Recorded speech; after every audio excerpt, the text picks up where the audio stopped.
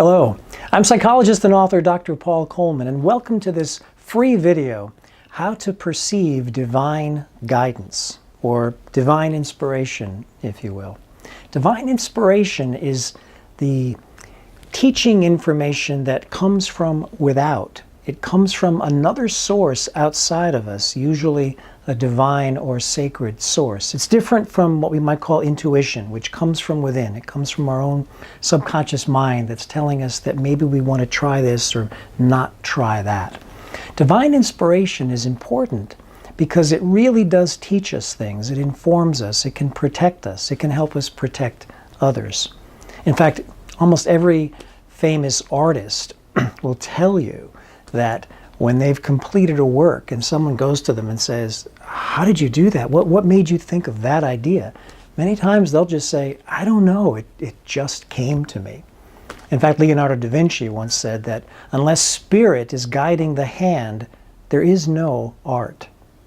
So how do we tap into divine inspiration and divine guidance? Here's a great story from a couple of years ago that I think will tell you how to do that. I was leaving the gymnasium on a Sunday afternoon after a hard workout, and I was very thirsty and I really wanted an iced coffee. So I decided to drive up the road during this tremendous thunderstorm to get my iced coffee at my favorite coffee shop. Now there was no traffic on the road, and as I got closer to the shop I had to take a left-hand turn. I checked to make sure there was no cars. I was about to put my signal on. Something inside made me hesitate. I had this funny little feeling in my stomach, like maybe not. I was puzzled by that. Don't I want a nice coffee? I asked myself, and I answered, yes, I do. I want a nice coffee. So I still have a chance to take the left-hand turn. I check there's no cars coming, and I hesitate yet again. A feeling in your stomach. What's that feeling like? To me, it felt like, you know how it is when you wake up in the morning and you have to get out of bed, but you really don't want to? There's that feeling of reluctance. That's what I felt. Anyway, I missed the stop. I went right past the coffee shop, and up ahead on my right was a bookstore that I know sold coffee. Not my first choice of coffee, but I said, all right, that will do. I get into the parking lot. I even had an umbrella in my car. I'm never that prepared because the rain was coming down in buckets.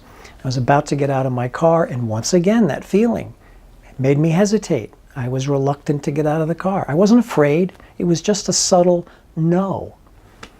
I waited 2 minutes. And that feeling didn't go away. And finally it vanished, just like that. I got out of my car, I put up the umbrella, I started to run towards the door, and all of a sudden I said, what was that I saw? I saw something. It was a flash of red. I turned around, and in the other direction was this very elderly man wearing a red shirt who was getting out of the car without an umbrella. And in about 5 to 10 seconds, he would be soaked to the skin. So I raced over to him and I said, would you like to share my umbrella? And he thanked me and said, yes, of course. He took my arm and we walked very slowly to the bookstore. He would have been soaked, no question about it. We got inside and I said, I'd be happy to wait. Take your time. And he said, no, I'm going to be here for quite some time. Thank you. And I had this feeling of release inside, like, okay, I can go now. And I literally did. I left, I got in my car, and I drove back to the coffee shop. Now, what was going on there? To me, that was divine guidance. I wasn't asking for guidance at that point. But one of the things you need to know about divine guidance is that if you're open to it, it will come to you even when you're not asking for it. Because in this case, I needed to help somebody else. And that's what happens with divine guidance. What were the steps that I took to have access to that? And what are the steps you can take? Step one is you have to be open to divine guidance itself. You have to ask for guidance. You have to want it. Now, you may not get it at that moment, but if you're not really wanting it, you won't hear it when it's there. So you do have to ask for it, a simple thing like that. Step number two is you have to quiet your mind. Now, when I was driving, I literally had a quiet mind. I really wasn't thinking about anything important. I heard the drumming of the rain on the car. It was very calming. That was all I was thinking about. So I was able to detect that something was going on. When you have a quiet mind, you can detect divine inspiration because it is subtle. It's very much like trying to detect the ripple of a single leaf falling on a lake. You can tell that ripple is there when you're watching it. But you can't see it if there's a lot of rain falling on the lake or a lot of splashing. Then you don't see the ripple. And that splashing and that rain on the lake represents our mind, our thoughts, our preoccupations, our worries. It clogs up the works, and we can't detect that subtle information that we want to. Once we have a quiet mind, pay attention to the sensations and feelings that you have. I felt that something in my stomach, and I knew that something was up. Wasn't sure what it was. If you're not sure how to detect these things, or if you can't tell if you're inclined to do this or do that, or say yes or say no, and you're confused, here's a little strategy you can practice that gives you an idea of the difference between a yes or a no. If you were to state your name out loud, so I would say, my name is Paul, and then say, how does that feel? Well, to me it feels normal, natural, fine, nothing out of the ordinary. Now make up a false name. My name is Frank. I got to tell you, that didn't feel right. It was subtle, it was small, it just didn't feel right.